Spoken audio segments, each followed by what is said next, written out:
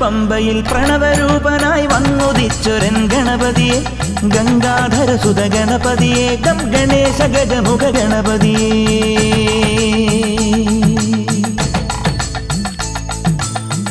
പമ്പയിൽ പ്രണവരൂപനായി വന്നുദിച്ചൊരൻ ഗണപതിയെ